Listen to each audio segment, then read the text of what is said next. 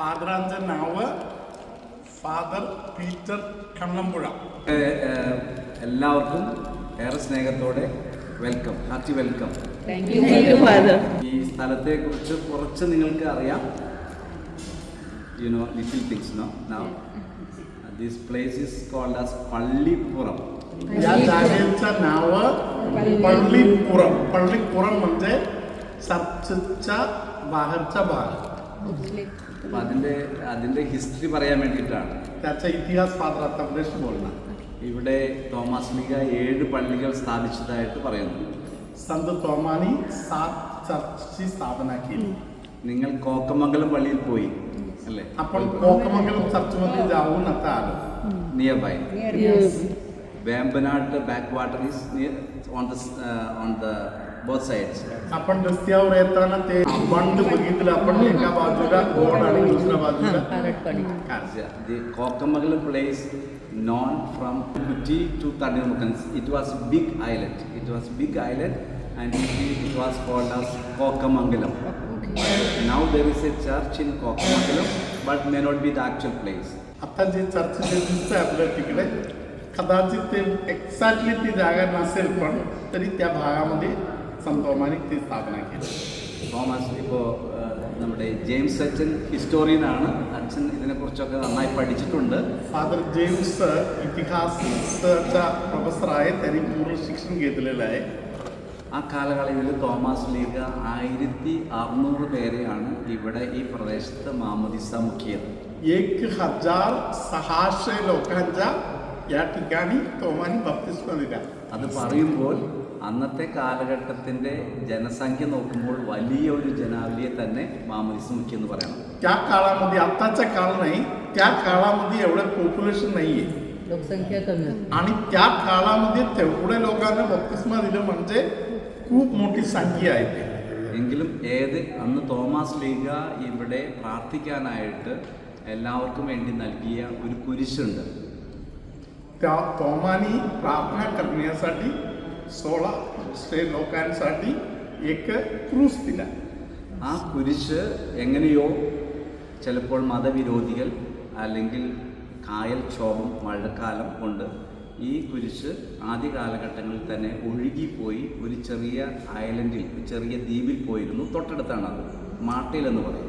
काहीतरी कारणामुळे एखादी वेळी वादळ असेल किंवा काहीतरी गोंधळ झालं असेल आणि हे क्रूज जे इथे होते किंवा कोणतरी फेकून दिलं असेल, ते समुद्रावरून, नदीवरून वाहून गेले आणि तिकडे एका बेटामध्ये ते बसले.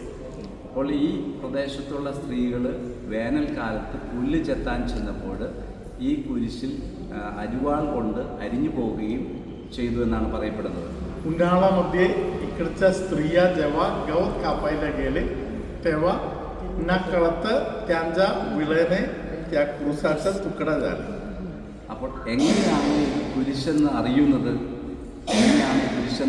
ഒരു മരക്കഷ്ണത്തിലാണ് അവർ അരിഞ്ഞത്, ക്രിസ്ത്യാനികളല്ല. त्यांनी एका लाकड तोडले. ते लाकड क्रूस आहे म्हणून कसं काय काढणार? ते ख्रिस्ती लोक नाहीये, ज्यांनी तोडायला गेले ते लोक ख्रिस्ती लोक नाहीये. അപ്പോൾ ഈ കുരിശിൽ നിന്ന് ഇത് അരിഞ്ഞു പോയപ്പോൾ അത്ഭുതകരമായ രീതിയിൽ രക്തം ഒഴുകിയെന്നാണ് പറയുന്നത്. चमत्कारिक विद्या त्यांनी कापताना त्यातून रक्त वाहिले. त्यावरून त्याने ओळखलं की हे खरोखर क्रूस होता. അപ്പോൾ ഇത് ഇങ്ങനെ രക്തം ഒഴുകിയത് കൊണ്ട് ഇതിങ്ങനെ അത്ഭുതത്തോടെ നോക്കി അവർക്ക് ഭയമുണ്ടായി. അവർ ഇവിടെയുള്ള ചുറ്റുപാടുമുള്ള ആളുകളെ വിളിച്ചുകൂട്ടി. അപ്പോൾ അതിൽ ഒരു കൂട്ടത്തിൽ ആരോ ഇത് കേട്ടറിഞ്ഞ് വന്നപ്പോഴാണ് ഇത് തോമസ് ലീഗ അവിടെ സ്ഥാപിച്ചിരുന്ന കുരിശാണെന്ന് അറിയാൻ കഴിഞ്ഞത്. तिथे जमलेले जे लोक आहेत ते ख्रिस्तीचे होते, तरी त्यामध्ये काही लोकांच्या कानामध्ये ही बातमी पोहोचली. मग तेव्हा ते चर्चा झाली, तेव्हा कळाले की हे संत തോമാച്ച ക്രോസ് आहे.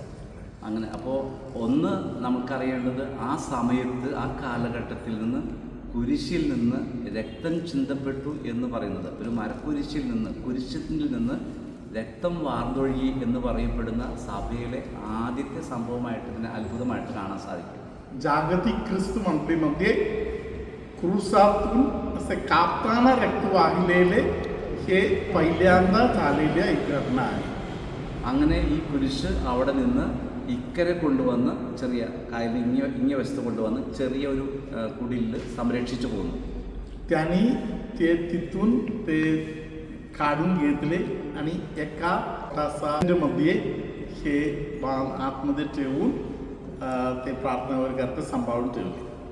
ആ സ്ഥലത്തെ ഇന്നും പറയണത് കുരിശുപുര എന്നാണ്. കുരിശുപുര. त्या घराचं त्या जागेचं नाव क्रुसाचे घर म्हणून त्याने ते जागेचं नाव ठेवलेलं आहे. പിന്നീട് ഈ കുരിശ് അത്ഭുതങ്ങൾ ഉണ്ടായതുകൊണ്ട് പലരും കിള്ളിക്കൊണ്ടുപോകാൻ തുടങ്ങി, പറിച്ച് വെട്ടിക്കൊണ്ടുപോകാനൊക്കെ തുടങ്ങി. त्यातून चमत्कार घडत आहे म्हणून लोकांनी त्यातून थोडा थोडा तुकडा चोरायला चालू. അങ്ങനെ അത് പിന്നീട് ഒരു വീട്ടിൽ സൂക്ഷിക്കുകയാണ് ചെയ്തത്. तसा प्रकारे ते सांभाळून एका घरी व्यवस्थित ठेवले. പിന്നീട് അവിടെ കുറച്ചുകൂടി ബലമുള്ള ഒരു പുര പണിത്, പള്ളി പോലെ പണിത് അവിടെ ഈ കുരിശ് പ്രതിഷ്ഠിച്ചിരുന്നു. ആളുകളുടെ എണ്ണം കൂടിയപ്പോൾ ഇവിടെ 3-ാം നൂറ്റാണ്ടിൽ നല്ലൊരു സ്ഥലത്ത് കുറച്ചും കൂടി ഉയർന്ന പള്ളി പണിതു. 3ऱ्या शतकामध्ये तिथून ते उचलून घेऊन ते जरा उंच जागा आहे म्हणून इथे देऊळ बांधले. അതാണ് പള്ളിപ്പുറം എന്ന പേര് കിട്ടിയത്. म्हणून देवळाचा बाहेरचा जागा असे या जागेचं नाव. പള്ളിപ്പുറം ഇവിടുത്തെ പള്ളി ആരുടെ നാമത്തിലാണ്? മാതാവിൻ്റെ നാമത്തിലാണ് ഈ പള്ളി നിൽക്കുന്നത്. ही जे देऊळ आहे ही माता मरियाच्या नावाने आहे. അപ്പോൾ ഏഷ്യയിലെ മാതാവിൻ്റെ നാമത്തിലുള്ള ആദ്യത്തെ പള്ളിയാണ് ഈ പള്ളിപ്പുറം. संपूर्ण आशियामध्ये माता मरियाच्या नावाने असलेल्या पहिले हे चर्च. ഇനി മാതാവിൻ്റെ സ്വർഗാരോപണം ഏറ്റവും ആഡംബരമായി കൊള്ളുന്ന ഒരു പള്ളിയാണ് പള്ളിപ്പുറം. माता मरियाचं जे स्वर्गारोपण आहे जास्त साजरा करण्यात येणारा एक चर्च आहे. മാതാവിൻ്റെ സ്വർഗാരോപണം വിശ്വാസ സത്യമായി പ്രഖ്യാപിച്ചിട്ട് 75 വർഷമാകുന്നുള്ളൂ. फक्त 75 वर्षापूर्वी मात्र माता मरियाच्या स्वर्गारोपणाच्या संबंधामध्ये ख्रिस्त मंडळीने जाहीर केलं 75 वर्षापूर्वी. എന്നാൽ ഇവിടെ മാതാവിൻ്റെ സ്വർഗാരോപണ തിരുനാളാണ് ആഘോഷിച്ച് വന്നത് നൂറ്റാണ്ടുകളായി. 4-5 നൂറ്റാണ്ടുകളായിട്ടും ഇത് ആഘോഷിക്കുന്നതിന് വേണ്ടിയിട്ട് ഒരു സമൂഹമുണ്ട്, ദർശന സമൂഹം.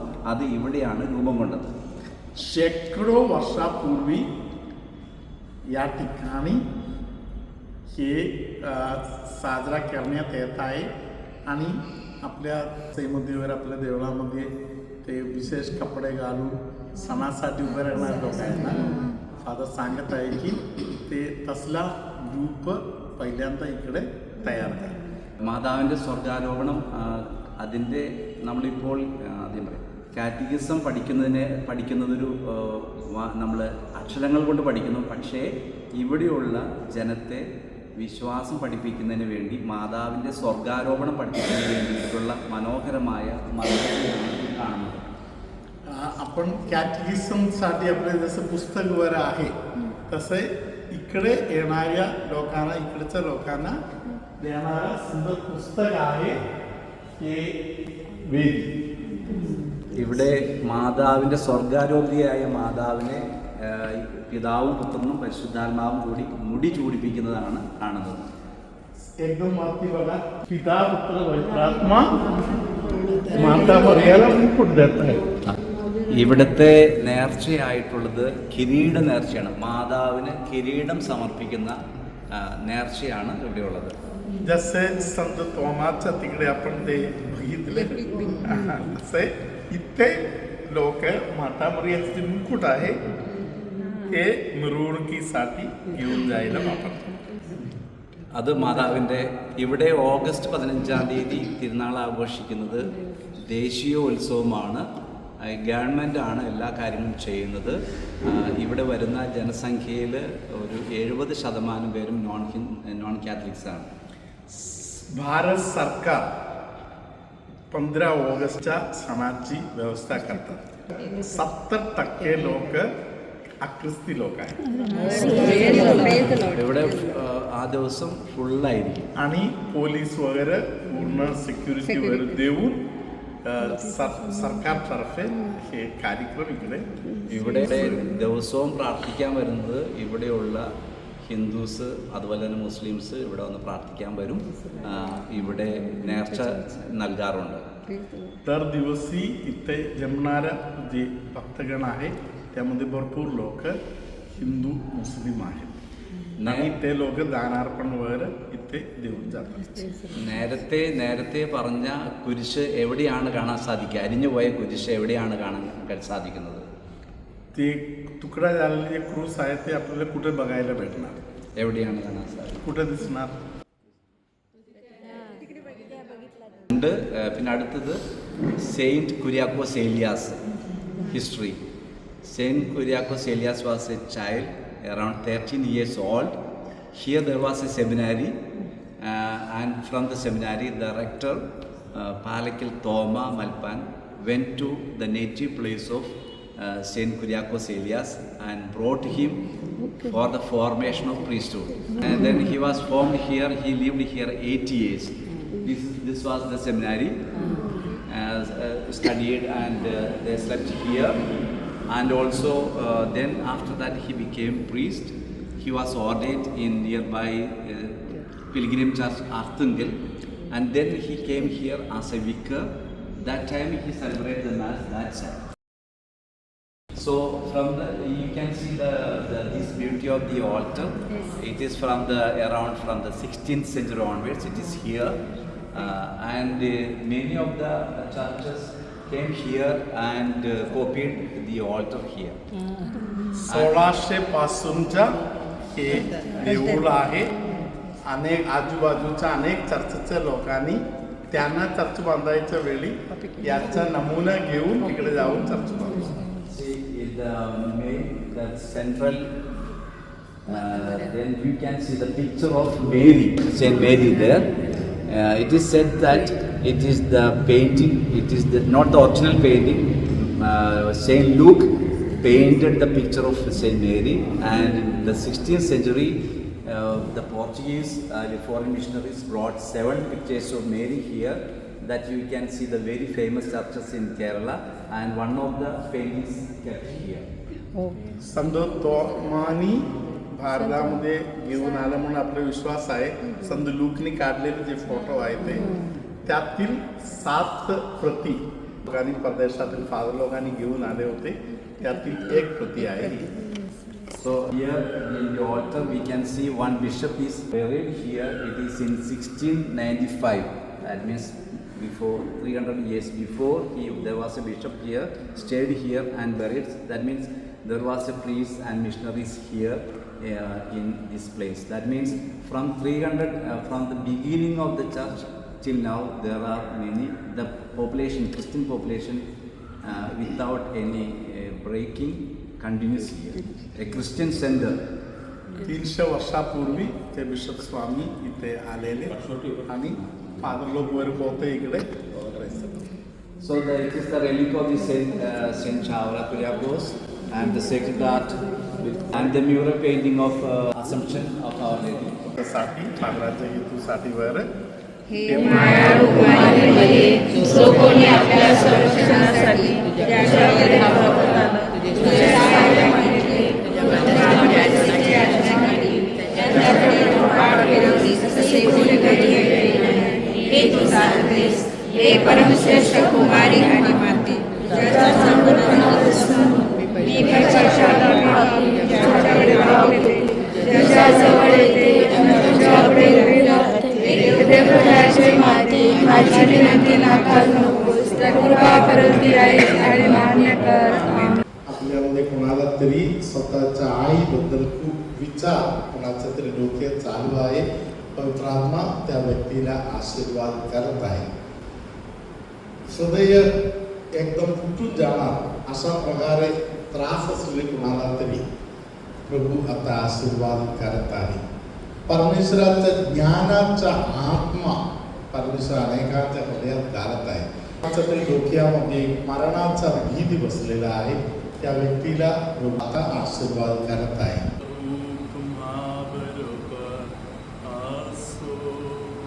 आणि तुमच्या अंतर्यामी पुत्र आणि पवित्र आत्मा दंडमुक्तीचा दान देऊन तुम्हाला आशीर्वादित करो.